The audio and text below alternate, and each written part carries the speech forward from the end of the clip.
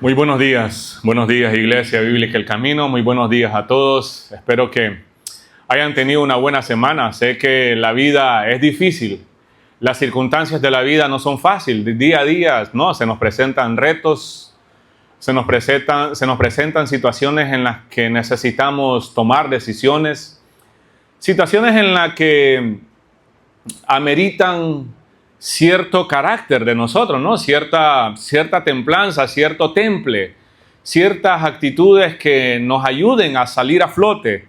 Y la vida del cristiano no es fácil, pero es necesario entonces volver al inicio, volver a los cimientos, volver a lo que somos, a recordar quiénes somos, quién soy yo. Y no voy a hablar de quién soy yo ni quién es usted, pero es necesario recordar cuando enfrentemos situaciones difíciles, es necesario, es urgente y crítico recordar quiénes somos. Oremos esta mañana para que el Señor use su palabra para hablar a nuestras vidas, hablar a nuestros corazones. Padre, en el nombre de tu Hijo Jesús, oro en agradecimiento primero, Señor, por el privilegio que tengo de estar acá al frente de mis hermanos, al frente de tu iglesia, Señor. Y tengo el privilegio y la responsabilidad de predicar, de exponer tu palabra. Señor, sé que hay miles que pueden hacerlo mejor que yo. Pero Dios, me has dado este privilegio. Por favor, ayúdame a hacerlo con precisión, con la debida humildad y autoridad que demanda tu palabra, con la urgencia que tu pueblo, tu iglesia la necesita, Señor. Oro, Señor, para que calles mis opiniones personales y que esta mañana solamente y solo tu palabra sea ella quien edifique nuestras vidas. Te lo suplico, Dios, en el nombre de Jesús. Amén. Amén. Los domingos pasados hemos hablado bastante del llamado de Dios a los creyentes, las razones bíblicas de ser parte de una membresía, la razón bíblica de estar en una iglesia local, pero también vimos que ser miembro de la iglesia no es simplemente asentir o firmar un documento. Implica más que eso. Ser parte de la iglesia implica privilegios y deberes. El domingo pasado vimos varios principios bíblicos del por qué los creyentes debemos congregarnos. Porque podemos decir, ok, yo soy parte de la iglesia, yo soy miembro de la iglesia, pero vengo cada luna llena, vengo cada vez que el cometa da una vuelta de traslación, ¿verdad?, a la Tierra. Y eso no significa ser miembro, no. Y por favor, si usted es nuevo o un invitado, le pido su atención y su paciencia, por favor. Como iglesia nosotros nos alegramos cuando vienen familiares, conocidos de ustedes, amigos, compañeros de trabajo, y nos alegra mucho, nos alegra que estén aquí con nosotros. Y mi oración es que todos tengamos un corazón enseñable, un deseo de conocer la verdad en cuanto a estos temas. Y el tocar estos temas no son pedradas para uno, pedradas para otro o indirectas. No. Sí reconozco que pueden ser directas, porque la palabra de Dios es directa. No pide disculpas a Dios con su palabra, simplemente dice lo que es y lo que no es. ¿Es blanco o es negro? Entonces, pero sí, paciencia, pero mi oración siempre es que nosotros podamos tener un corazón enseñable, un corazón deseoso, un corazón con anhelos de conocer la verdad en cuanto a estos temas, porque estos temas pueden ser incluso polémicos. Porque alguien podría preguntar, pastor, ¿pero es necesario estar todos los domingos en la iglesia? Si fallo un domingo, ¿Dios me va a condenar por eso? No, y lo hemos dicho claramente. Alguien puede estar sentado 10 años aquí todos los domingos y nunca fallar una sola vez. Ir directo al infierno. ¿Sí? El que alguien no falle por 10 años, 5 años sentado en una silla, no es sinónimo que está bien. Pero el no congregarte, el no poner como prioridad el día del Señor, también es una señal de que estás mal. Sí. Yo dije el domingo pasado, cualquier cosa que te impida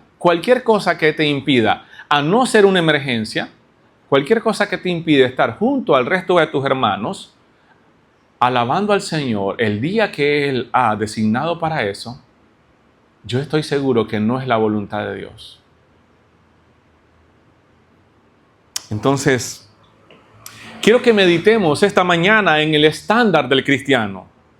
Y vamos a ver lo que significa vivir dignamente. Vamos a ver características de una vida digna. Acabamos de escuchar la lectura en Efesios capítulo 4. Hace unos 4 años nosotros estudiamos esta misma carta, una carta preciosa que escribe el apóstol Pablo. Y solo déjenme hacer una pequeña ilustración como una forma de introducción. No sé, a muchos de ustedes me imagino que les gusta el fútbol, ¿verdad? A la mayoría les gusta el fútbol. Pero realmente el deporte rey de Nicaragua es el béisbol. Ahí no hay discusión. A ustedes les puede gustar el fútbol y todo, pero el deporte rey de Nicaragua es el béisbol. Ahí dejémoslo. No hay discusión. Pero ok, vamos con el fútbol. Hay equipos buenos, ¿verdad? En varios países, en Europa, al lado de Sudamérica. Vamos con los países europeos. El mejor equipo que usted crea. Ahí los rojos con azul, los blancos, esto, no sé. Pero supongamos que tu mejor equipo cuenta con futbolistas de varios países. Son equipos, ¿verdad? Contratan a muchos jugadores buenos. Hay buscatalentos que van a Brasil, a Argentina, no tanto ahí, pero más a Brasil. Entonces, van a otros países a buscar jóvenes con muchos talentos. Los contratan y les pagan millones por representar a ese equipo. Le dan un uniforme, un buen uniforme. Una sola camisa de ese tipo de uniforme vale más de 100 euros, vale más de $100. Y le dan un buen uniforme a este jugador. Le dicen que pertenece al Real Barcelona, para que no se enojen. Entonces, perteneces a este equipo y ellos firmaron un contrato, son parte del equipo, los visten con el uniforme del equipo. Viene el entrenador, les da las reglas, les pone todas las jugadas en la pizarra, en el televisor, ahí en la pantalla, les dice, estas son las jugadas que vamos a hacer con este equipo. Llega el día del juego. Pero cuando miran todos los jugadores, todos quieren echar el gol. Nadie da pase. Es más, uno de ellos se sienta en medio césped y dice, no, estoy cansado de andar detrás de una pelota. 11 jugadores, 22 jugadores detrás de una pelota, no tiene sentido esto. Dice. Bueno, para algunos de ustedes no tiene sentido. Pero dicen que es el deporte que no se juega con los pies, se juega con el corazón. Esos son los dichos, ¿verdad? Que salen por ahí. Pero no se emocionen mucho. No se emocionen mucho. Entonces, ¿qué es lo que pasa con este equipo? Realmente no está cumpliendo con el propósito por el cual fueron contratados estos jugadores, por el cual fueron llamados, por el cual fueron traídos desde otros países, desde otros continentes. No están siendo buenos representantes de ese equipo. Y se les vistió, se les dio un uniforme, se les patrocina, se les dan millones. Pero uno decidió jugar para su propia gloria. Él quiere echar los goles, todos los goles. Quieren que todo el mundo le dé pase, pero él no da pase. El otro se cansó y dice, no, esto esto no tiene sentido, ya estoy demasiado sudado. El otro dice, ay, estos zapatos son incómodos. No, mejor no. Y se sale del juego y el otro comienza a discutir con el árbitro por todo, porque no le dan 5 minutos de descanso.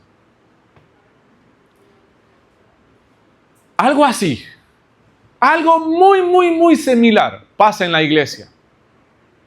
El cristiano fue llamado, el cristiano fue comprado con un alto precio. Al cristiano se le da un plan, directrices, mandamientos. Pero uno por allá dice, no, eso de ir a la iglesia todos los domingos, no. De leer la Biblia es un poquito aburrido. Con 5 minutos está bien. Me cuesta orar. Pero es que en esa iglesia hay mucha gente hipócrita. Nadie me saluda. No, mejor no. Entonces, por un lado, los jugadores no son dignos representantes del equipo. Por otro lado, muchos cristianos no son dignos representantes de la familia a la que fueron insertados en la iglesia por el Señor. Si usted se fija, el apóstol Pablo, en los primeros 6 versículos de este capítulo 4, habla de un llamado digno, de una forma de vivir digna. Y recuerden que aquí Pablo ha pasado 3 capítulos anteriores explicando la identidad, la posición y la posesión del creyente. ¿Quiénes eran? Pablo inicia el capítulo número 4 haciendo un llamado a vivir de acuerdo a ese estándar. El estándar para estos jugadores de este deporte es alto. El estándar para el cristiano es mucho más alto. Y aquí vamos a responder las preguntas del millón. El cómo hacerlo. Porque les he dicho, muchas veces los pastores somos culpables de decirle a la gente, hagan esto. Y la gente no sabe cómo. Ok. ¿Qué es lo que me va a motivar? Entonces, ¿cómo se ve esto en la práctica, en la vida diaria? ¿Y cuál es la motivación? Pablo menciona varias características esenciales para la vida cristiana. Él enumera algunas virtudes que caracterizan a alguien que vive dignamente del llamado de Dios. Vamos a ver algunas virtudes, vamos a ver varias. La primera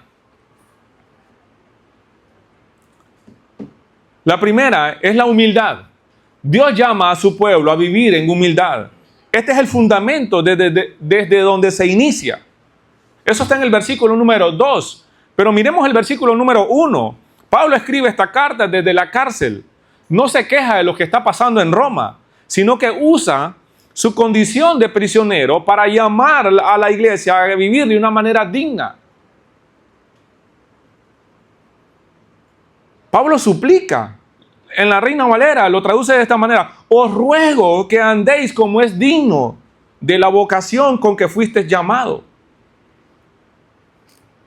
Les suplico, dice la Nueva Traducción Viviente, les suplico que lleven una vida digna del llamado que han recibido de Dios, porque en verdad, dice, han sido llamados. Entonces el apóstol Pablo no habla de un caminar individual acá, sino en un caminar en comunidad, como iglesia. La carta es escrita a las iglesias de Asia Menor, en Efesios y toda la región de Acaya, lo que hoy se conoce como Turquía moderna.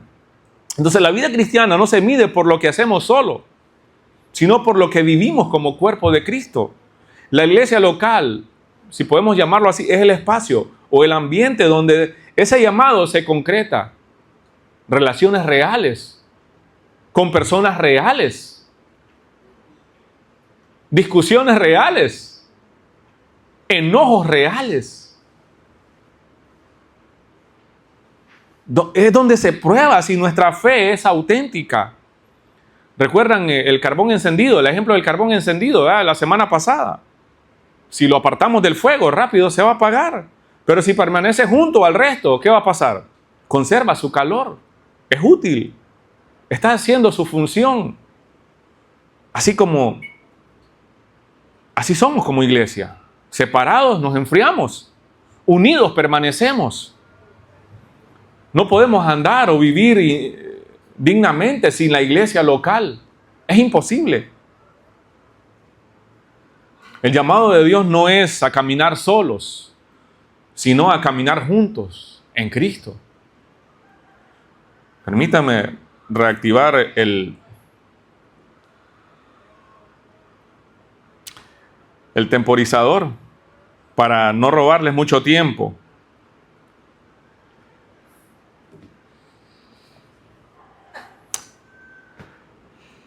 Fíjese bien la lista de Pablo. Él nos da una lista, inicia con la humildad. El resto se pueden practicar o no se pueden practicar sin poner como base la humildad. Porque humildad literalmente quiere decir pensar con docilidad, o sea, tener una mente dócil y obediente. Se dice que para los romanos y para los griegos este término de humildad era desconocido porque para ellos ser humilde iba en contra de lo que ellos mismos eran, su nacionalidad o su identidad.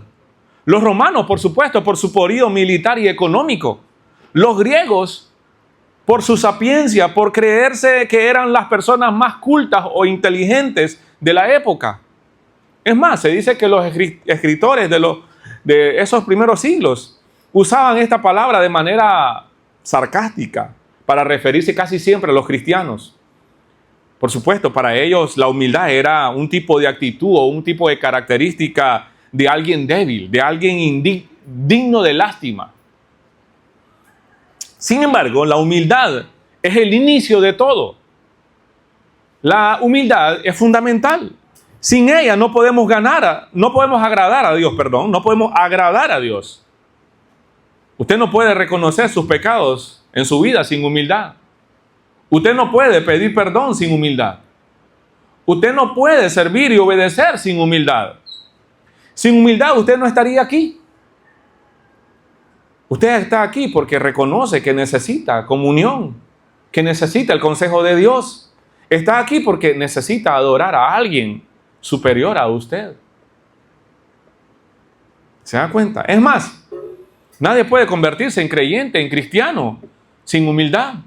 Es necesario reconocerse a uno mismo como pecador para poder ser consciente de mi necesidad de misericordia y de gracia. Por eso es que en sus aplicaciones de membresía usted debe escribir su testimonio. Porque en su testimonio debe estar el reconocimiento de usted de su naturaleza pecaminosa, el reconocimiento de un Dios santo, el reconocimiento de la ofensa hacia Dios, el reconocimiento de tu necesidad de salvación. Entonces, sin humildad, el Señor Jesús no hubiera agradado a su Padre. Mire lo que dice Filipenses 2, 7 y 8. En cambio, renunció, ¿quién? Jesucristo. Renunció a sus privilegios divinos, adoptó la humilde posición de un esclavo y nació como un ser humano. Cuando apareció en forma de hombre, se humilló a sí mismo. ¿Cómo? En obediencia a Dios. Y murió en una cruz como morían los criminales. ¿De quién está hablando ahí? De Jesucristo. En los versículos anteriores dice, tengan la misma actitud que tuvo Cristo Jesús. Aunque era igual a Dios, no se aferró a tal cosa. Más bien se humilló a sí mismo, renunció a sus privilegios divinos, adoptó la humilde posición de un esclavo, nació en forma humana. Cuando apareció en forma de hombre, se humilló a sí mismo en obediencia a Dios, al Padre. Entonces, necesitamos reconocer que la humildad es la base de todo. Ahora, escuche. Yo sé, yo reconozco, y usted también debe reconocer que la humildad es como el agua. La tenemos en las manos y rápido se nos va. Rápido se nos va, se escapa. Y hablando de este mismo tema, el pastor John MacArthur decía, la humildad es una virtud que debe procurarse siempre y alegarse nunca. Porque si uno la alega es porque ya la ha perdido. O sea, usted nunca crea que ya es humilde. Nunca. Nunca deberíamos de creer que ya somos humildes. Nunca. En cierta ocasión le preguntaron al pastor John MacArthur, ¿verdad? Que estaba con los alumnos del seminario de D-Master, y uno de los jóvenes le preguntó ahí, un joven ahí un poquito atrevido, queriéndolo halagar: pastor, cuéntenos, estaban haciendo preguntas, cuéntenos, ¿cómo fue que usted superó el orgullo? ¿Cómo fue que usted hizo? ¿Cuál fue el secreto? Y el pastor MacArthur, por supuesto, con bastante sabiduría, contestó: eso no se hace. Aún lucho con mi orgullo, aún lucho. No soy humilde, decía. Entonces usted nunca crea. Es algo con lo que diario luchamos. Es algo con lo que diario debemos de tratar, con el orgullo. Nunca crea que ya es humilde. Nunca crea que ha superado por completo el orgullo. Solo nuestro Señor Jesucristo pudo afirmar que era humilde. Mateo 11:29, lleven mi yugo y aprendan de mí, que soy manso y humilde de corazón, dijo él. Solo el Señor Jesús. Y entonces, si el Hijo de Dios anduvo en humildad aquí en la tierra, ¿cuánto más debemos nosotros hacerlo? ¿Cuánto más? Como seguidores de Él, como seguidores imperfectos. Primera de Juan 2:6 dice: el que dice que permanece en Cristo debe andar, o sea, debe vivir como Él anduvo, en humildad, en obediencia, en santidad. A la mayoría de las personas les encanta enorgullecerse de sus trabajos, de sus títulos, de sus logros, de otras cosas. Nos encanta ser aplaudidos, nos encanta que nos den reconocimientos. Ahora, escuche bien, no estoy diciendo que no debes alegrarte por esas cosas, pero la línea entre el orgullo y la humildad es muy fina, es muy fina, muy fina. ¿Sabía usted que el primer pecado fue el orgullo? Y después de este vinieron los demás pecados. El orgullo fue lo que hizo un ángel llamado Lucero, que se exaltó por encima del Creador. Puede anotar Isaías 14, ahí está. Santiago 4:6 dice: Dios resiste a los soberbios y da gracia a los humildes. Jesús en el Sermón del Monte dijo: bienaventurados los pobres de espíritu, o sea, los humildes. Por todo esto es que el apóstol Pablo está haciendo un llamado a la iglesia a vivir de manera humilde. Pero usted dirá: bueno, pastor, ¿cómo puede ser? ¿Cómo puedo vivir en humildad? Miren, nuestro antídoto diario para el orgullo es tener una visión correcta de Dios. El antídoto del diario vivir para nosotros como creyentes es tener una visión, un concepto correcto de quién es Dios y quiénes somos nosotros. Entonces, la humildad nos hace conscientes de nuestra propia indignidad, lo que hoy cantábamos. La humildad nos hace conscientes de nuestra propia indignidad, pero nos abre puertas de bendiciones. El orgullo es el pecado de querer ocupar el lugar de Dios. Y la humildad es la virtud de someternos a Él, reconociendo quiénes somos. Si usted olvida o ignora quién es Dios y quién es usted, el orgullo es inminente. ¿Sí? Usted comienza a ser humilde con una visión, con un concepto sincero y honesto de usted mismo. Entonces, lo que va a haber es pecado. Es pecado. Mire lo que dice 1 Timoteo 1:15, Pablo escribiéndole a su hijo espiritual. Le dice: Cristo Jesús vino al mundo para salvar a los pecadores, de los cuales yo soy el peor de todos. El apóstol Pablo, cuando Pedro reconoció quién era Cristo, mire lo que dijo en Lucas 5:8. Señor, por favor, aléjate de mí. Soy un hombre pecador. Estoy dando 2 ejemplos. 3, Cristo. Pablo y Pedro. Entonces, contrario al orgullo, la humildad es como una puerta que se nos abre a las bendiciones espirituales. La humildad nos permite vernos cómo somos realmente. La humildad también nos permite tener buenas relaciones. En el contexto de la iglesia, por supuesto, en el contexto de la familia, en el contexto de la sociedad también. Y de esto es lo que habla acá el apóstol Pablo en los siguientes versículos. Él está hablando de la unidad en el contexto de la iglesia. La siguiente virtud que miramos nosotros es la mansedumbre. Entonces dice el apóstol Pablo, por lo tanto, yo prisionero, Pablo está reconociendo que está en prisión, ya se los mencioné, ¿verdad? En Roma, por servir al Señor Jesús. Y le dije que Pablo estaba suplicando que lleven una vida digna. Y vamos a ver eso, lo es digno, del llamado que han recibido. Un llamado al arrepentimiento, un llamado a la fe. El llamado de Dios, porque en verdad han sido llamados. Sí, no tengo duda que ustedes han sido llamados. No tengo duda que ustedes son creyentes y seguidores del Señor Jesús. Y por eso entonces les ruego, sean siempre humildes. Humildes, la humildad. Y amables. Sean pacientes unos con otros y tolérense las faltas por amor. Entonces esta siguiente virtud es la mansedumbre. En algunas traducciones así la describe, mansedumbre. Yo la dejé así como sale en la mansedumbre. Pero es dominio propio.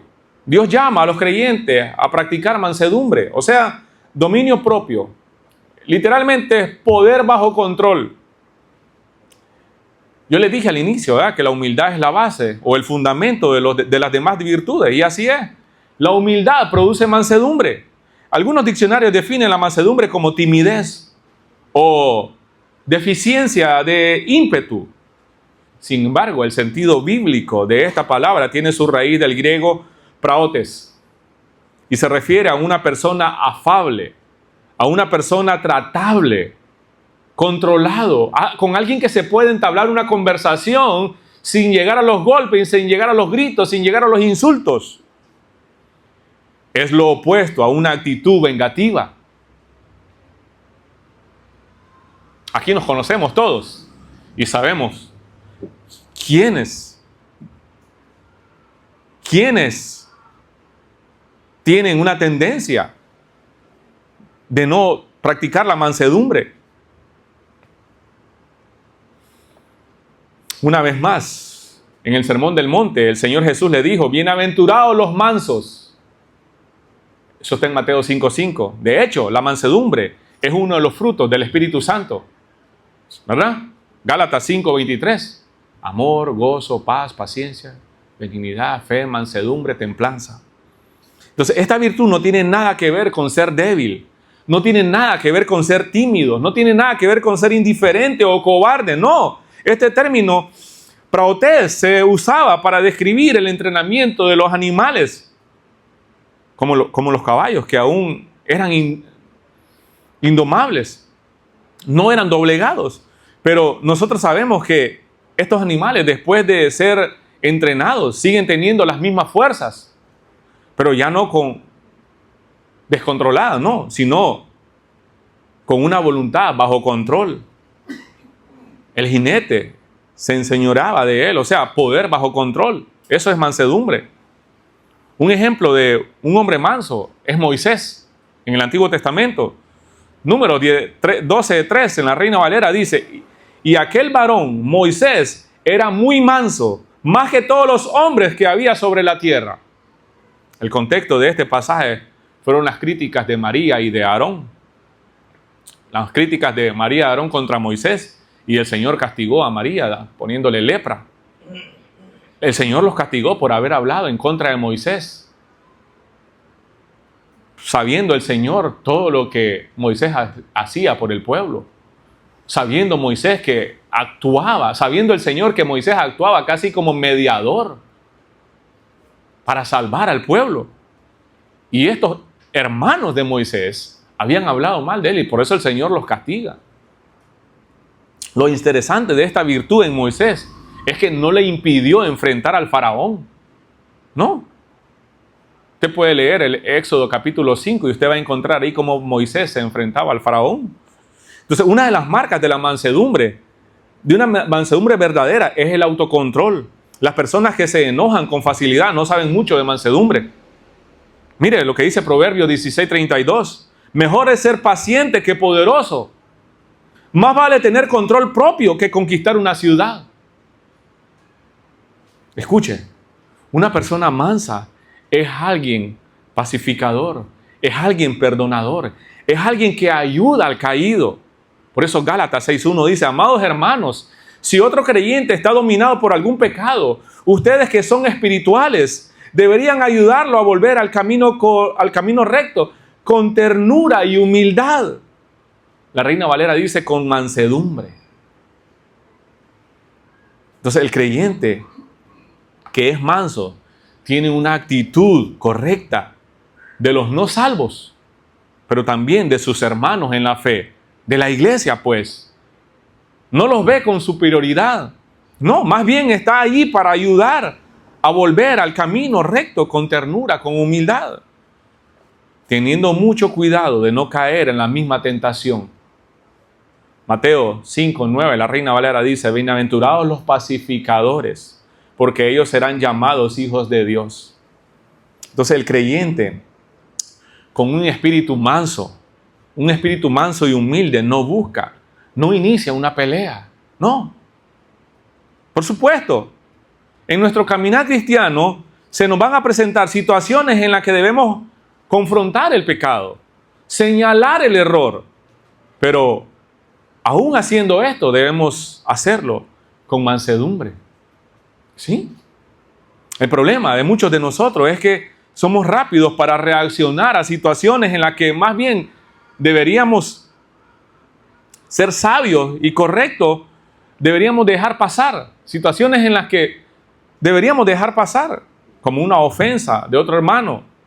Cuando alguien dijo algo que apenas llegó a nuestros oídos.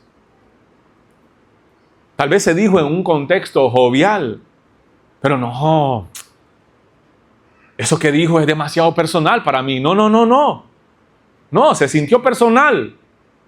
Me ofendió. Entonces digo, necesito confrontarlo. Esas son cosas que deberíamos dejar pasar o deberíamos absorber con mansedumbre. Pero están las otras cosas. Cosas como el pecado, incluso recurrente en mi hermano. Y digo, bueno, esa es su vida. Él sabrá qué es lo que está haciendo. Y entonces lo dejo pasar porque no quiero meterme a problemas. No quiero meterme a su vida privada. Error. Eso no es correcto. Lo correcto es abordar a tu hermano con paciencia, con dominio propio, apuntando a su conciencia, tratando de persuadir en amor sin dejar a un lado la verdad. ¿Se da cuenta la diferencia? Practicar la mansedumbre requiere humildad. Ser manso no es ser débil. Es saber que tengo el poder, pero bajo control. No actúo vengativamente, más bien trato y busco vivir en paz. ¿Se da cuenta? Aquí está una tercera virtud que el apóstol Pablo habla. Está en el versículo 2 siempre. Sean siempre humildes y amables. Esa es mansedumbre. Sean pacientes unos con otros y tolérense las faltas por amor. Hagan todo lo posible por mantenerse unidos en el espíritu y en el vínculo y enlazados mediante la paz. Como me la sé en la Reina Valera, lo estaba leyendo ya. Entonces, una tercera virtud es la paciencia. O sea, Dios llama al creyente a resistir. El significado literal de paciencia viene de la palabra griega macrotomía, que es aguante. Aguante, la persona paciente resiste las circunstancias negativas, nunca cede ante ellas. Santiago 5:10 dice, amados hermanos, tomen como ejemplo de paciencia durante el sufrimiento a los profetas que hablaron en nombre del Señor. Santiago está haciendo un llamado parecido al del apóstol Pablo, pero Santiago está poniendo como ejemplo al aguante que tuvieron los profetas del Antiguo Testamento, que a la hora de predicar, a la hora de llevar un mensaje ante los pueblos, ellos fueron perseguidos, ellos fueron azotados, ellos fueron golpeados, ellos fueron martirizados, pero aguantaron, no se dieron por vencidos.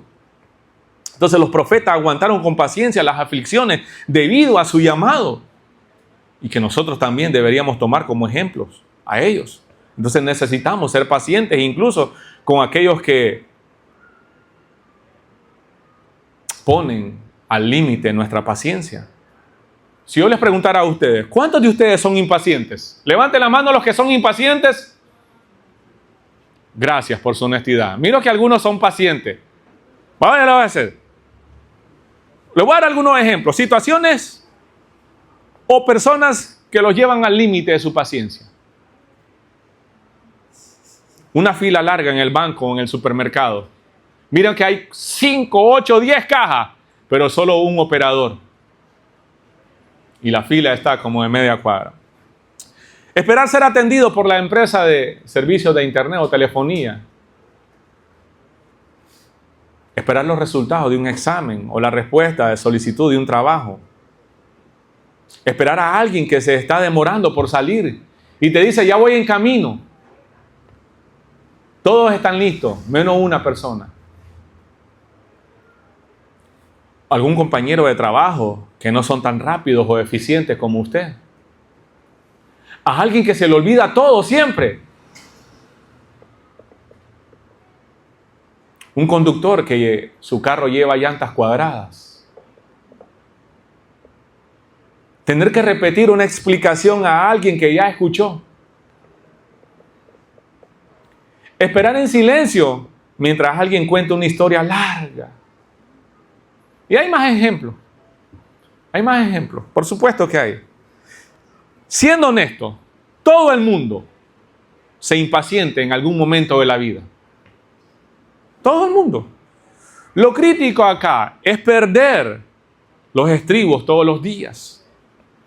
Y por cosas tontas.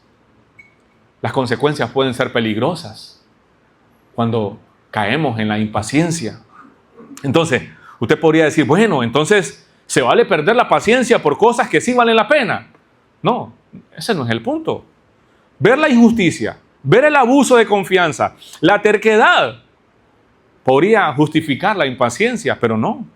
Usted debe recordar que el Hijo de Dios, Cristo Jesús mismo, dejó su hogar celestial lleno de amor, lleno de gloria, lleno de santidad. ¿Para qué? Para venir a la tierra y ser aborrecido, ser rechazado, ser escupido, ser golpeado, ser crucificado, pero sin devolver una sola vez mal por mal. ¿Se da cuenta cuál es el estándar del cristiano? Sin quejarse ante su Padre. Así lo hizo Jesús. El estándar del cristiano no es otra persona igual a yo. Por supuesto, siempre vamos a encontrar a alguien moralmente más corrupto que nosotros. Siempre vamos a encontrar a alguien con más recursos que nosotros para vernos más pobres que ellos. Siempre vamos a encontrar a esa persona que moralmente anda desordenado o en un desastre para vernos a nosotros mismos como superiores. ¿No les pasó a ustedes o no les pasa con sus hijos cuando sacan una baja calificación y dicen, bueno, saqué 10 de 20, el 50%, y le llama la atención a usted y su hijo le dice, bueno papá, pero la mitad de la clase salió con 5, yo saqué 10. Entonces lo hace para justificar su bajo rendimiento. Así muchas veces somos nosotros en la vida espiritual. Miren, solo cuando la iglesia de Jesucristo vive en unidad es que puede imitar a Cristo. Esa fue la idea del apóstol Pablo cuando ve a la iglesia y le dice, no hay varón, no hay mujer, no hay judío, no hay griego, no hay esclavo ni libre, porque todos somos unos en Cristo. Pablo en Efesios está hablando de la unidad. No dice produzcan unidad. Ya el Señor nos unió cuando dice en los siguientes versículos, un solo Señor, una sola fe, un solo bautismo, un solo cuerpo. Ya Él produjo la unidad. Lo que está llamando el apóstol Pablo acá con estas virtudes de la vida práctica, el estándar del cristiano, es que mantenemos. No somos llamados a producir unidad, sino a mantenerla. Pero para poder mantener esa unidad, necesitamos mantener el estándar de la vida cristiana. Humildad, mansedumbre, paciencia. Paciencia con aquellos que son difíciles, con aquellos que nos llevan al límite. Entonces, ahora, ¿cómo es que usted obtiene la unidad en la iglesia? Bueno, es decir, los líderes están buscando y trabajando en algunos puntos que nos unan. No vamos a hablar de las cosas que nos desunan, no, los líderes están buscando ahí las cosas que nos unen todos juntos. Ellos están haciendo un buen plan ahí. Para mientras yo voy a leer mi Biblia, voy a ir a la iglesia. No es simplemente así. No. Todo inicia con humildad. No tengo nada de qué jactarme. Y la humildad lleva a la mansedumbre. Dijimos que la mansedumbre es poder bajo control. No es cobardía. No es indiferencia. No es ser tibio. La mansedumbre es, ¿qué? Poder bajo control. ¿Qué? Poder bajo control. Entonces la humildad lleva a la mansedumbre y la mansedumbre lleva a soportar, a tolerar. Del griego macrotomía, o sea, paciencia. Paciencia. Uno no explota. Usted no tiene un cortocircuito interno ahí. No, así no es el cristiano. El soportar es la actitud que nunca cede a las circunstancias negativas. No importa cuántas malas sean las circunstancias. Soportar es nunca rendirse, nunca perder el control. O sea, hace algunos minutos leímos Santiago 5:10, que nos recomienda recordar la paciencia de los profetas, como Jeremías. Estábamos leyendo Jeremías. Debemos recordar a ellos. Dios le dijo que predicaran. Sin embargo, a pesar de su predicación, el pueblo se hundiría más en sus pecados, pero ellos siguieron soportando las circunstancias negativas. Y usted y yo, entonces, necesitamos paciencia, aguante, necesitamos soportar. No solo las circunstancias negativas, sino paciencia con la gente que nos rodea, con la gente que está a su lado.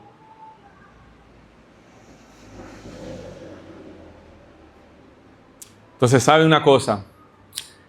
Los primeros cristianos, me imagino que usted lo sabe, pero se lo voy a recordar. Según Eusebio, el historiador, uno de los historiadores de la iglesia, los primeros cristianos se abrazaban mientras esperaban ser devorados en el Coliseo romano. Se abrazaban. Ahora discutimos por cosas tontas, cosas superficiales. La gente discute por preferencias personales. Si este coro, si este himno, si esta canción, si el color de las sillas, de las bancas. Por cosas tontas. Mientras muchos están perdidos y necesitados de esperanza, la iglesia se divide por imposiciones. A veces los líderes son abusivos por preferencias tontas. Entonces, amada iglesia, que eso no pase entre nosotros. Que eso no pase acá. No. A veces para evangelizar a alguien no es necesario abrir mucho la boca. A veces usted necesita callar un poco. No necesita decir mucho. Usted simplemente vive de manera diferente y la gente lo va a observar. ¿Recuerdan el principio de Primera de Juan, verdad? Que la manera en que nosotros nos amamos unos a otros, vamos a ser de testimonio al mundo que realmente somos discípulos de Cristo.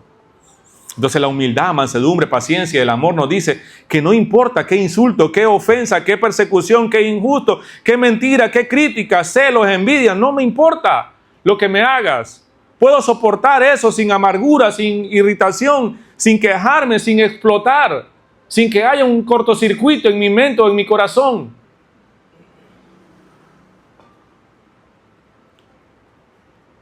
Mire, no es fácil. No es fácil. No estoy predicando algo que simplemente es fácil. Lo que digo, háganlo. No es fácil. Es difícil. ¿O es fácil para usted? No. Pero eso es exactamente el llamado de Dios. Ese es el fruto del Espíritu Santo. Ese es el estándar del cristiano. Entonces, y Pablo no se lo está pidiendo a todo el mundo acá. Se lo está pidiendo, se lo está suplicando de una manera amorosa, de una manera urgente. Le suplico, le ruego, le dice. ¿A quién? A la iglesia. Es de ustedes, es de mí que se espera este tipo de actitud. Es de ustedes, es de mí que se espera este estándar, de mantener ese estándar. No es de cualquiera. Entonces necesitamos paciencia. Necesitamos paciencia en las circunstancias negativas, con la gente difícil que nos rodea. Pero también necesitamos paciencia con el plan de Dios. Usted necesita decir, Señor, si esto es lo que tienes para mí ahora, está bien. No lo entiendo. Es difícil, Señor. Me duele, pero está bien, Señor. Quiero ser enseñable. Voy a confiar en usted. Voy a confiar en tu plan, Señor. Eso es ser manso. Eso es ser paciente. Eso es ser humilde. No estoy declarando, no estoy arrebatando. No estoy diciendo el Señor no acepta un no. ¿Quién sos vos? ¿Quién es usted para no aceptar un no del Señor? Eso no es orgullo, eso es arrogancia. Eso es ser depravado en su máxima expresión. Entonces, usted necesita eso. Decir, Señor, si esto es lo que tienes para mí ahora, está bien, Señor. No lo entiendo. Me duele. Pero está bien, Señor. Quiero ser enseñable. Quiero que tu plan sea mi plan. Entonces la unidad de la iglesia es obra de Dios, pero es mi causa. Es mi causa. Mire lo que dice el versículo 3 y 4.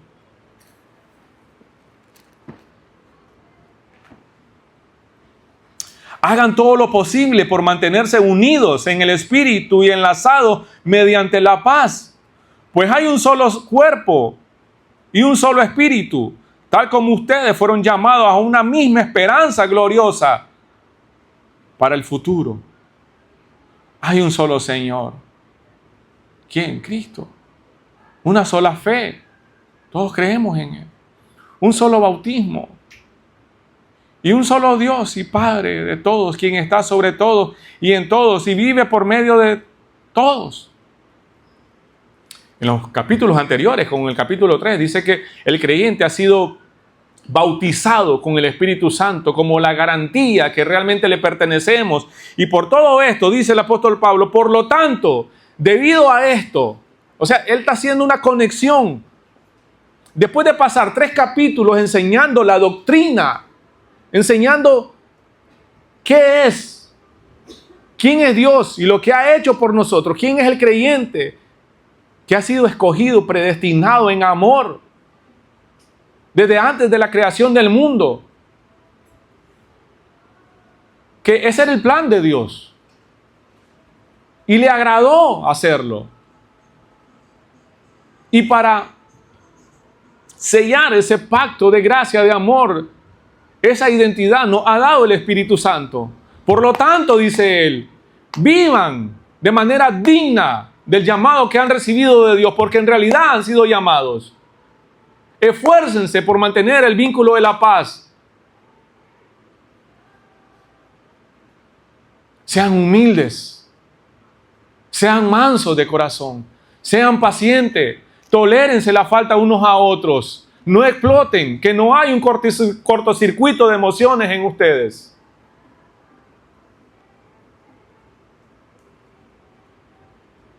Según algunos estudiosos, hay diferentes palabras griegas para referirse al amor, porque dicen amor, mediante el amor. El versículo 3 y 4, ¿no? Para nosotros hay 3 conocidas, que es el tipo de amor eros, fileo y ágape. El amor eros es el amor que recibe. Te amo porque yo puedo obtener algo de vos. Ese es el tipo de amor motivado por sacar satisfacción. Este es el amor fileo, filial, pues. Te amo por lo que obtengo de vos. Y también te doy. O sea, puede ser el amor de amistad. Doy y recibo. Este es el amor ágape. Ese es el amor que dice, doy y punto. No espero nada, simplemente doy. El eros toma, el fileo toma y da. El ágape da, pero no espera nada a cambio. Y ese es el tipo de amor del que Pablo está hablando acá.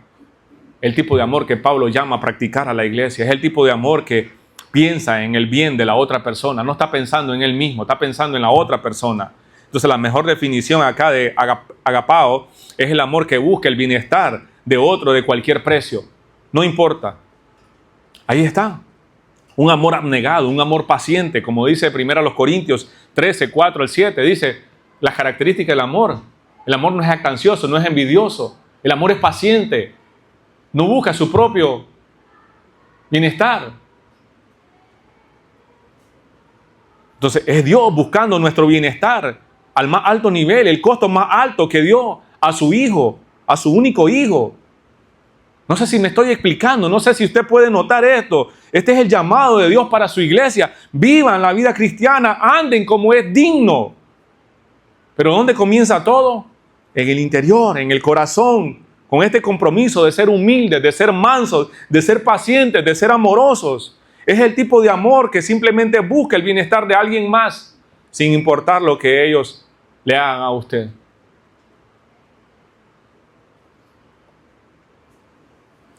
Usted y yo no podemos producir unidad, ya les dije, ¿verdad? Dios ya lo hizo. Nos unió por medio de su Santo Espíritu.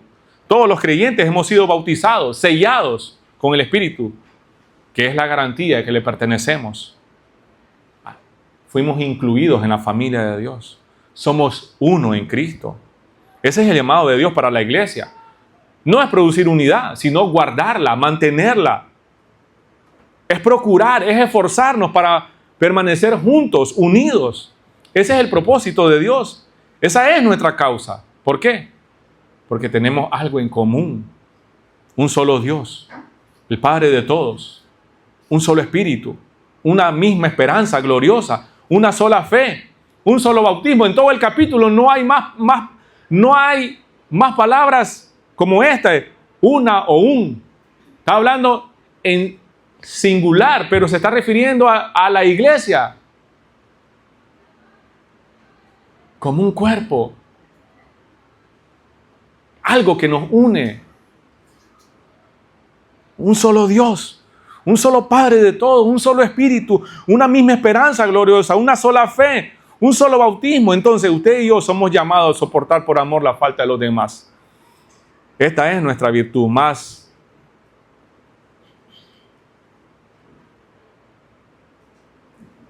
Este es el estándar del cristiano. Este es el estándar de andar dignos. Si no quiere vivir así, escuche. Si no quiere atender el llamado de Dios del andar digno, si no quiere vivir según los estándares del cristiano, no diga que es cristiano entonces. No diga que es miembro del camino, si usted no va a vivir así. Si usted mira esto demasiado difícil, es imposible, no diga entonces que es cristiano. No digas que este es el camino. Porque este es el llamado. Este es nuestro llamado. Vivan de esa manera. ¿Es posible? Sí, es posible. Dios no te va a mandar a hacer algo. Lo logramos por el Espíritu Santo que mora en el creyente. Estoy concluyendo acá. Sé que a algunos de ustedes les gusta la historia, como a mi hijo. Y él puede saber más de esto porque la historia dice que en 1914 comenzó la Primera Guerra Mundial. Europa estaba dividida Cada nación defendía sus propios intereses. El resultado fue que fue una de las guerras más sangrientas. Más sangrientas. Millones de muertos, familias destruidas, un continente devastado. Pero según un historiador, según los historiadores, dice que no fue tanto el poder del enemigo, sino la falta de unidad lo que llevó a la catástrofe. Interesante, ¿no? Interesante. Y en la Segunda Guerra fue algo parecido. Solo cuando las naciones se unieron para derrotar a este hombre malvado fue que se logró. No fue tanto el poder del enemigo, dice él, sino la falta de unidad la que llevó a la catástrofe. Algo parecido ocurre en las iglesias. Nuestro enemigo no ha cambiado. Satanás sigue siendo el mismo, pero muchas veces no es él el que causa tanto daño, sino las divisiones internas en las iglesias. El diablo sabe que si no puede destruir a la iglesia desde afuera, va a intentar destruirla desde adentro. Sí. Y cuando nosotros no decidimos ser humildes, cuando no decidimos ser mansos de corazón, cuando no decidimos aguantar, soportar la falta de otros hermanos, vienen las divisiones. Cuando pienso en mí mismo y no en los demás, cuando impongo mis preferencias personales, vienen las divisiones. Cuando hay abuso, vienen las divisiones también. Entonces, por eso el apóstol Pablo está escribiendo desde la cárcel. No pide comodidad, ni que oren por la libertad de él, sino que le suplica, le dice, anden como es digno, guardando la unidad del Espíritu en el vínculo de la paz. Entonces la división de la iglesia es la plaga más terrible, porque destruye el testimonio del Evangelio. Contrario a eso, la unidad de la iglesia es una cuestión de vida o muerte, ¿sí o no? Una iglesia dividida pierde fuerza, pero una iglesia unida refleja la gloria de Cristo al mundo. Lo vimos el domingo pasado. Si van conmigo a la aplicación, por favor, Colosenses capítulo 3, versículos 12 y 15. Escuchen lo que dice. Dado que Dios los eligió para que sean su pueblo santo y amado, escuche el contexto también, escuche lo que está diciendo acá. Dado que Dios los eligió para que sean su pueblo amado, santo y amado, por Él, ustedes tienen que vestirse de tierna compasión, bondad, humildad, gentileza y paciencia. Sean comprensivos con las faltas de los demás y perdonen a todo el que los ofenda. Recuerden que el Señor los perdonó a ustedes, así que ustedes deben perdonar a otros. Sobre todo, vístanse de amor, lo cual nos une a todos en perfecta armonía, y que la paz que viene de Cristo gobierne en sus corazones, pues como miembros de un mismo cuerpo, ustedes son llamados a vivir en paz y sean siempre agradecidos. Este es un pasaje paralelo al que acabamos de leer, ¿verdad? En Efesios. ¿Se da cuenta? Este es nuestro llamado, iglesia. Que tu forma de vivir sea digna del llamado que has recibido de Dios. El llamado a salvación, el llamado a vida eterna, el llamado a santidad. Ese. Que tu forma de vivir sea digna de tu identidad. O sea, vive según lo que eres. Sos creyente, sos un cristiano, sos un discípulo de Cristo. Debes de vivir según tu identidad. Sé digno de tu identidad entonces. Sé digno de la posición y posesión que Cristo te ha dado. Sé digno de ese sacrificio. Entonces hazlo para mantener la unidad dentro de la iglesia. hazlo para mantener la unidad dentro de tu familia. Entonces vive de tal manera que los creyentes y no creyentes vean con claridad que eres una persona que ama a Cristo y que ama a tus hermanos en la fe. Ese es el llamado. Ese es el estándar del cristiano. El estándar del cristiano no es otro más que este. Oremos. Mi Dios y Padre que estás en los cielos. Realmente, Señor, el llamado a vivir dignamente es nuestro estándar. Tú eres nuestro estándar, Señor. Tú fuiste humilde. Tú fuiste manso, paciente y amoroso.